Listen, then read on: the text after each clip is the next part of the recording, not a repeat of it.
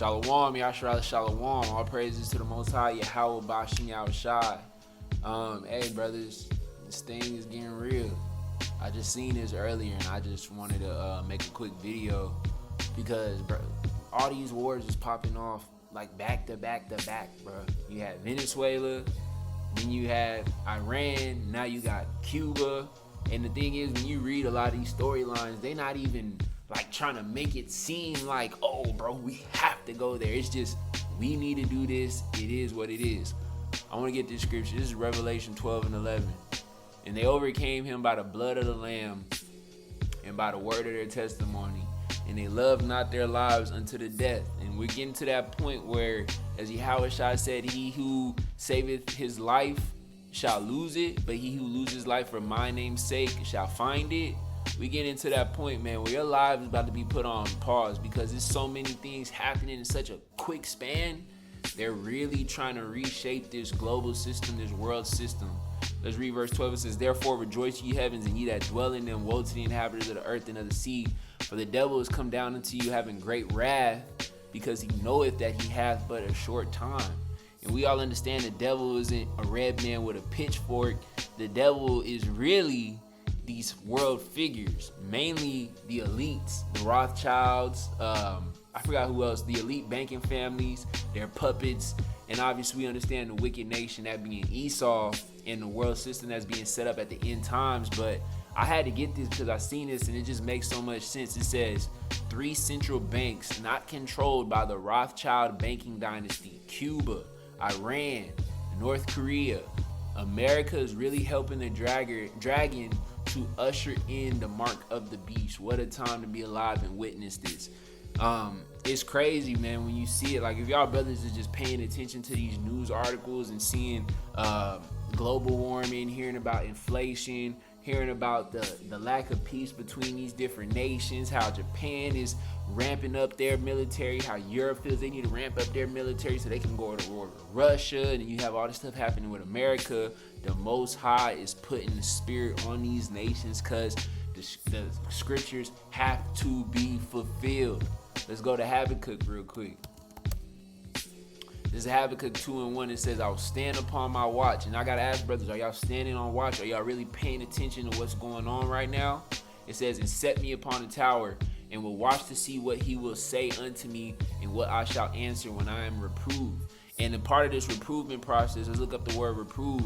The part of this reprovement process is to be refined through the fire, through the tribulation, and the chastisement, the correction, allowing yourself to get right, so that way when the Most High speak, you're there listening and you're obeying his words. Because again, brothers, what are we in April, quote unquote? The year felt like it just started a couple weeks ago. It's already been 3.5 months.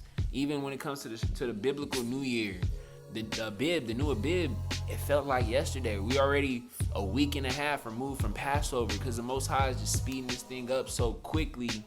It's crazy how things are moving right now. It says, verse 2, and the Most High answered me and said, write the vision, make it plain upon tables, that he may run that readeth it. Really just showing and looking at the vision of everything that's happening right now, all the prophecy that's happening right now. To me, this is plain upon tables right now.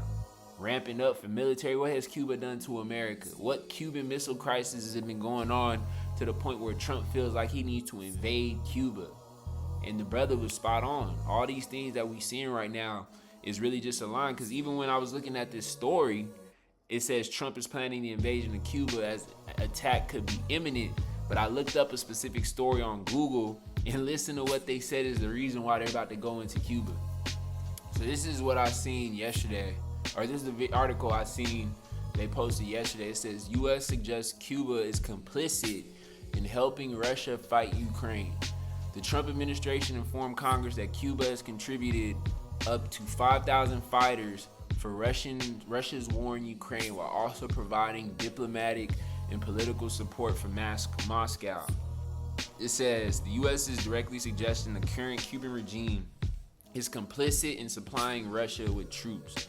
The record does not prove Havana officially dispatched all Cuban fighters. However, there are significant indicators that the regime knowingly tolerated, enabled, and selectively facilitated the flow. The Cuban regime has failed to protect its citizens from being used as pawns in the Russian-Ukraine war. This just sounds like complete bullshit. Sounds like complete bullshit. It says the report comes as the White House has increased its pressure campaign to force a change in leadership in Havana. So they're trying to force all this change to all these different countries, all these different nations. But the real reason is like what was said right here. Does Cuba have that bank system that they want? Just like did Gaddafi have the bank system that they wanted? Just like did Saddam Hussein have the bank system they wanted? No. So again, they're trying to set up all these different banks because, I was watching a video from somebody and he spoke about how one of the next moves that America is going to make, and I'll probably do a video on this, but one of the moves they're going to make is that they're going to continue to fund this debt while this war is going on. And essentially, he believes that they're going to essentially create a stable coin or a Bitcoin. It's a cryptocurrency that will be used and attached to where they can have full control over, your monetary power and authority. I mean, y'all brothers obviously understand that, but now we're seeing how they're planning to set up the system. Obviously we don't know exactly how it's gonna look, but again, it's very clear, it's very plain. So I don't make this video too long, but I want to read this. It says, Yahawah answered me and said, write upon the vision and make it plain upon tables that he may run that read it. This is being very apparent what's going on right now. The devil is not even trying to masquerade and deceive people heavily. He doesn't care. It says, for the vision is yet for an appointed time, but at the end it will speak and not lie, meaning it's going to happen when it's ready to happen. And when things keep speeding up this quickly, that's letting you know that Yahawah is not playing and he's ready to move this thing through, which is going to come with birthing pains, going to come with trial, travail, all sorts of upheaval on earth. Everything is coming to its crescendo with the plagues, with the pestilences, with the famines, and obviously with the war, with the death.